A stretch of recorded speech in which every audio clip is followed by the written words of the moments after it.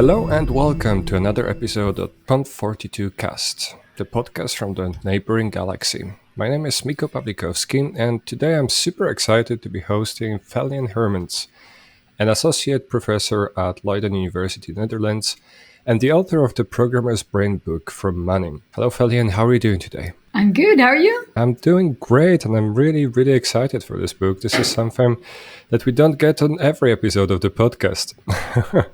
I was really, really happy to see that the book like this was coming up, because this is literally the first one that I know of that is actually discussing the hardware, the human brain and how it processes it in the in the context of programming. Can you talk to me a little bit about what prompted you to write this book? What was the motivation behind? Yeah, for sure. So when I graduated my PhD, this is about 10 years ago now, I started to teach kids in a community center, and they wanted to learn programming. And I thought it wasn't going to be hard because they were small kids, like 10, 11-year-olds.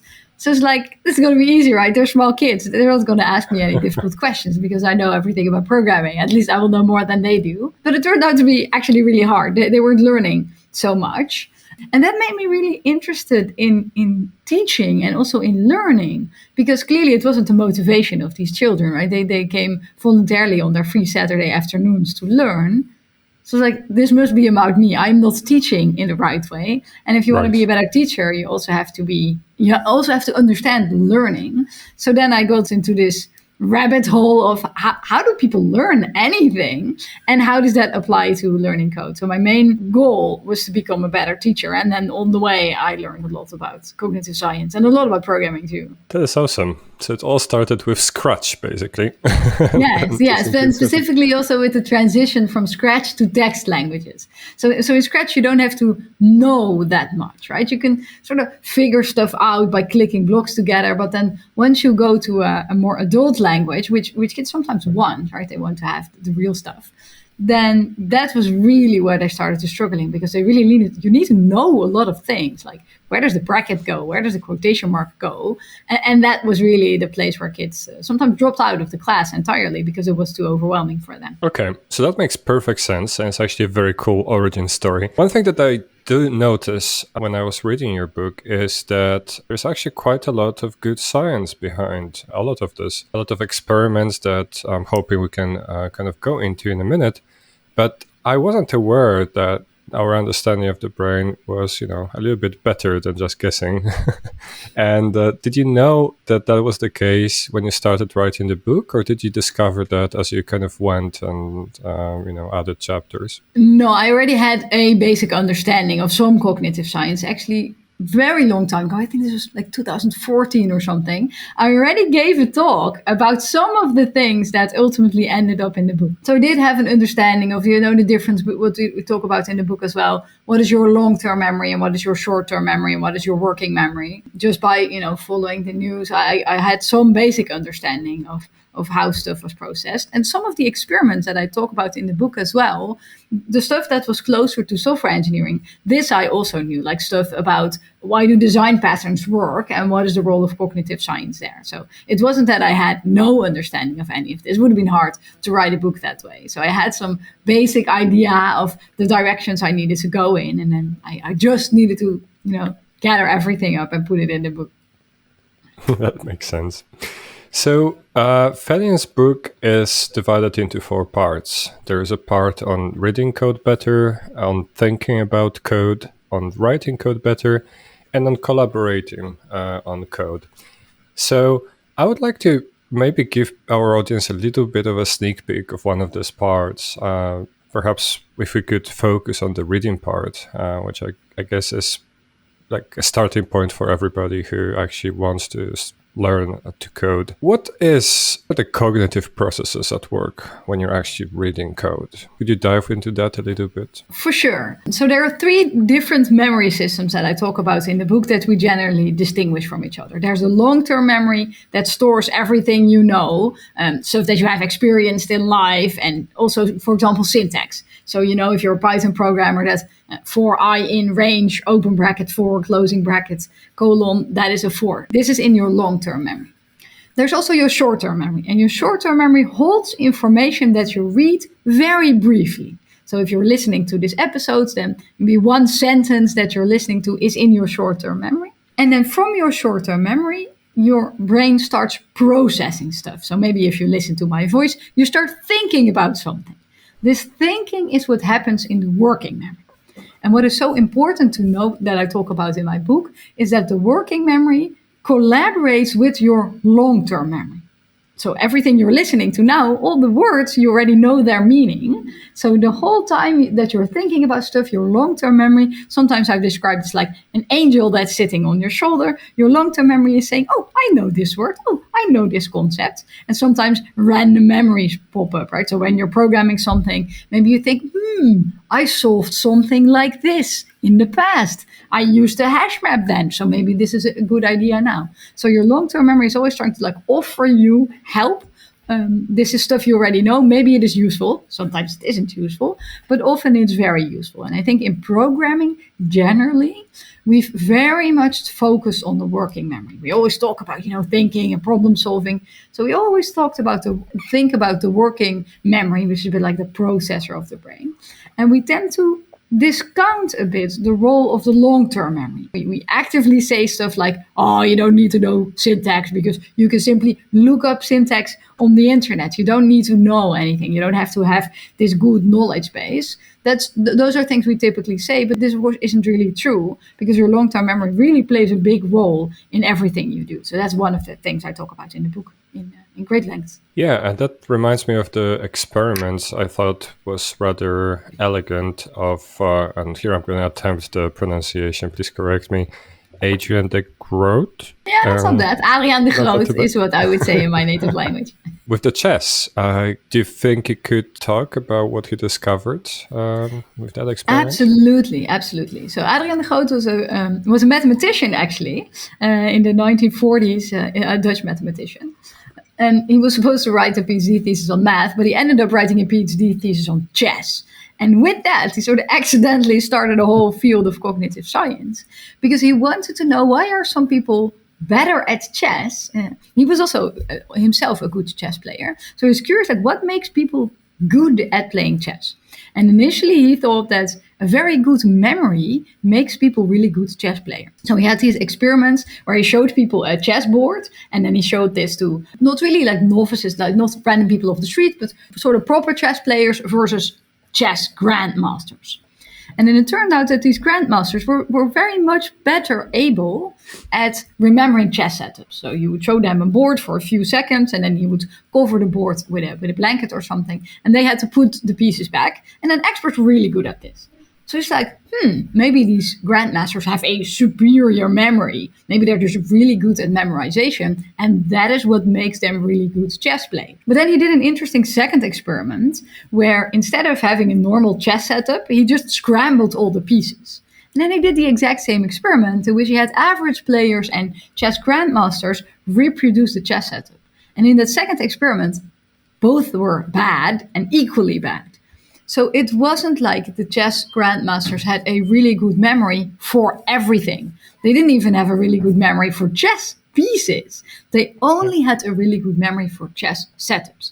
And the reason, this is what Adriaan de Groot then dove into, is that the chess grandmasters weren't remembering individual pieces. They weren't thinking like, oh, a rook at a5, a pawn at b7, because then it overflows your short-term memory that we know is very, very limited. What they were doing is they were looking at the chess setup and they're like, oh, this is a Sicilian opening, but one rook is a bit to the left. Or, oh, this reminds me of that game that I played with Betsy on that rainy Saturday afternoon in London. So they had a very good long-term memory for chess setups. And this good long-term memory was helping them in processing, remembering, and thinking about chess setups. And some similar experiments that I describe in the book as well were also done, basically the exact same experiment with Fortran codes, where experts were very much better able to remember regular programs than experts. But for scrambled programs, where all the lines were mixed, it was basically the experts and novices were basically equally bad. And this is interesting to know about programming, that it's really, if you're an expert in a programming language or in a domain or in a code base, you really see something different. I look at code in my code base, I see the code, and I remember when I wrote it. I remember what I was thinking when I was writing it. I know all the concepts. And then I'm onboarding an undergrad into my open source project. And it's really hard to keep telling yourself they aren't seeing the same things. Maybe they're like stuck on the first line because it has an unfamiliar word or concept. And then the rest of the code, the brain is full. There's no more information is going to be processed by them. So that's really something that chess might seem a bit far away from programming, but these exact same principles also hold for reading code. So does that mean, and tell me if that's a true statement and a valid interpretation of what you just said, assuming that most people can hold maybe 4 to 6 items in their short-term work queue, some are better, maybe they can hold double that. Right, maybe 10 or 12. But is the difference between experienced programmers that they are holding items that effectively have references, and within that single item that holds more information than just a single item, that's less complex, and that's really what's differentiating the experts from the beginners? Yes, absolutely, that's the case. So looking at code, for example, I might look at a piece of code like a chess grandmaster looks at a chessboard and thinks, oh, Sicilian opening with one change. Those are like two, what we call chunks, two things that fit in your memory. So that easily fits in the limit of 4 to 6 things, because the one thing is Sicilian opening and the other thing is one change. The same is true for code. I might look at a piece of code and I might think, this is the decorator pattern on that variable. So that's like 2 things, which easily fits in my memory. And then I can reason about why it is or it isn't a good idea to use a decorator pattern. But if you haven't seen that pattern, there's some work, also similar work about design patterns in the book. You cannot think decorator pattern. You can only think, a variable assignment. Maybe some sort of property somewhere. Yep. So then you have 4, 5, 6 elements. And then it isn't because your memory isn't good, right? Because sometimes in working with novices or onboarding new people, you're like, they're just not that good. But it's just that they have a long-term memory issue. It's just that maybe they don't know what the decorator pattern is. Or maybe they're not so familiar with this specific programming language, so they don't recognize the decorator pattern in the way it is written. So it really isn't that their memory isn't good, that they can't handle everything. It's just that they have this long-term memory issue, that they lack the understanding. I don't know what Sicilian opening looks like. I will never be able to recognize it on the chess board, but someone else might. That doesn't make me less smart. That just means that I have a lack of information. Yeah, in a way, that's kind of just lacking preloaded libraries or something like that. I love that analogy. I've never described it like that, but I'm going to steal it from you. It is very much like that. It is like you're lacking a preloaded library, so you cannot call that certain method because you haven't loaded the library. I love that. Yeah, that's it. All right. So tell me about cognitive load, because this is something that now people just throw around on the internet to mean different things. But what is it really, and where does it come from? So the cognitive load is very, very closely related to that limit that we talked about, these 4 to 6 elements. More elements at the same time aren't really processable for your brain. So if you have to do too many things at the same time, then your brain gets overloaded and then just you can't do effective thinking anymore. And I guess this is something that programmers all recognize, where you're very deep in a code base. You're like, let me see. This method is coming from there, and then it initializes this class, and then it calls this method. And it has some database activity. And at one point, you almost physically feel your brain hurt. You feel that you are reaching the limit of what you can still process. And this is maybe the moment where you start making bad decisions because you cannot fully grasp the code. That is the principle of cognitive load. It was designed by a researcher called Sweller. And he described this principle. He studied also children learning math, but adults as well, processing all sorts of topics.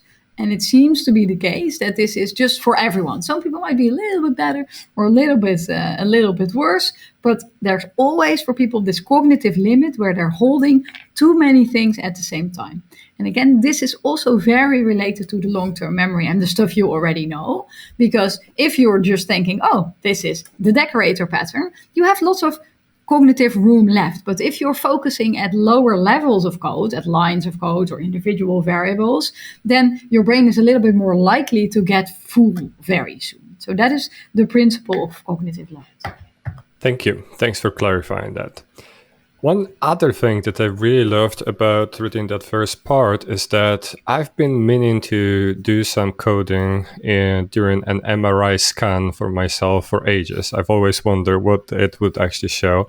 So I was really relieved to see that someone has actually done that. And you were describing an experiment from, and again, I'm trying to not butcher that, Janet Zygmunt.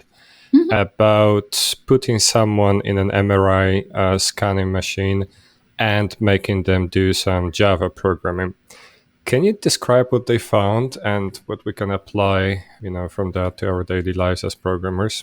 Yeah, for sure. So the sad thing about an fMRI scanner is that people can't move in the scanner because that then destroys the scan. So the experiments that Janet Zygmunt has done, she has specifically looked at people only reading code in a small screen in the fMRI scanner. So those experiments, just because of the context, are a little bit limited. There's more actually that we describe in the book that's also very useful. There's also a device called an fNIPS device, which is like an fMRI scanner, but you can wear it as a headband. So those experiments are a little bit more closer to programmers' lives because then people can look at the IDE while they're programming. And the results so far, so it's all new and we aren't really sure. But the stuff that seems to be the case is that your working memory is working really hard if you're programming, which of course is not a surprise. And that people with a larger working memory sometimes have a little bit easier time reading code. And there's very interesting, sort of sometimes a bit conflicting results on the role of mathematical thinking and language thinking. So some of the initial results of Janet Zygmunt seem to indicate, although we have to be a bit careful, as I said, because of the limited setting, that language parts of the brain play a role in processing programming code, which I think is interesting if we look at how we talk about our own field. Very often we say stuff like, you have to be really good at math to become a programmer. Computer science programs at the university typically are quite math heavy. And people that like languages sometimes might not feel so at home in the computer science department or might not think that a programming career is a career for them. So it's very interesting from the perspective of thinking about what matters for our field, that it seems to be the case that the parts of the brain that we use for programming are also the parts of the brain that we use for processing normal, natural language, which of course isn't surprising either because I don't remember exactly the number, but it is in the book, but something like 75% of a code base is words, right? Variables and keywords and method names. So yeah, it's not weird, of course, that our language brain also plays a role there. So is that just correlation, or does it mean that it's actually not that different to learn a programming language that it is to learn, let's say, French?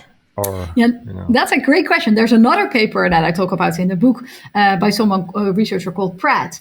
And they actually did a study in which they tried to understand, is this correlation or causation, where they trained people, non-programmers, in a language and also in programming. And then indeed they found a correlation, a sort of a prediction that if you're better at learning a natural language, you will also be better at learning a programming language. Again, these are all preliminary experiments. So it is a bit doubtful whether this, how strong this relationship is and whether this will hold for all sorts of populations. But the initial results here really show that if you are good at learning a language, you will also be better at learning a programming language, which, again, as I said, about the things we believe about our field is really interesting because this isn't typically something we say. And people that are really good at learning languages might not feel so welcome or might not think they will be very successful at learning a programming language.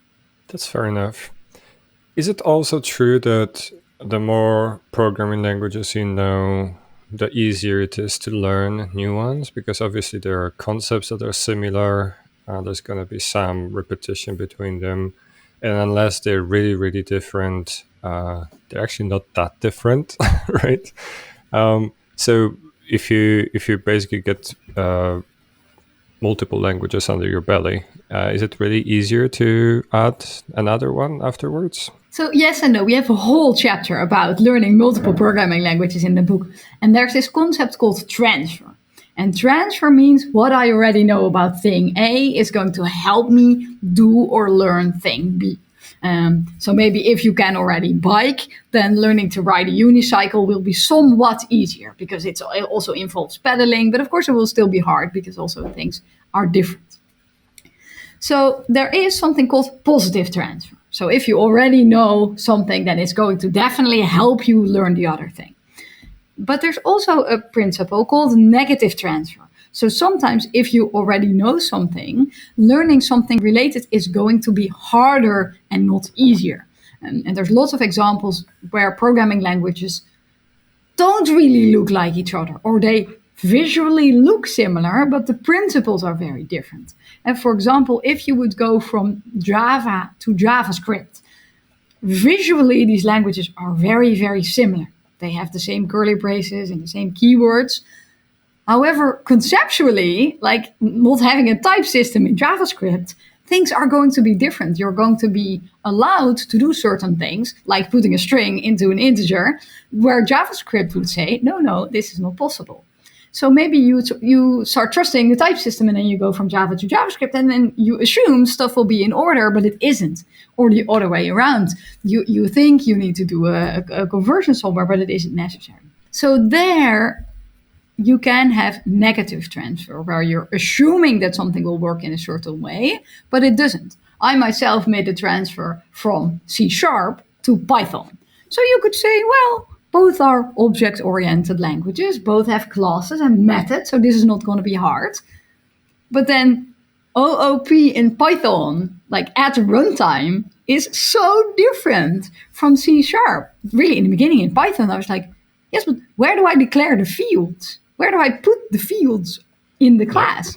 And it's like, yes, in the initialization methods, but I'm like, no, but wait, they need to live somewhere, right? I can't just put them in a method because I need to tell the programming system what the class will look like. It's like, no, we do that at runtime. It's like, right?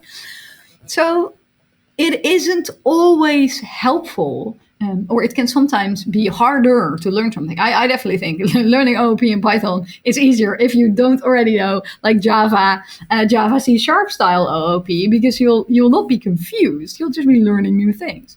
So as always in life, I guess, there are upsides and there are downsides to knowing multiple programming languages. It can also be, it can slow you down, especially initially when you make all these sorts of assumptions that turn out to be not true.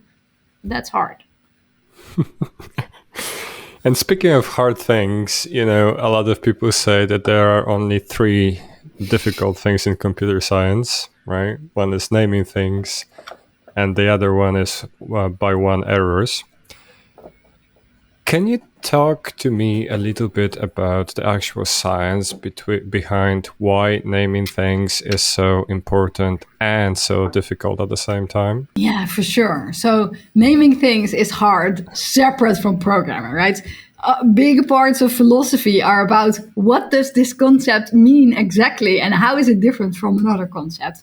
And that's sometimes what we're replicating in programming. You have to pick a word that's unambiguously going to say this is the thing that we talk about, and it's definitely not like the other thing that's also in this code base. So naming in general is very hard.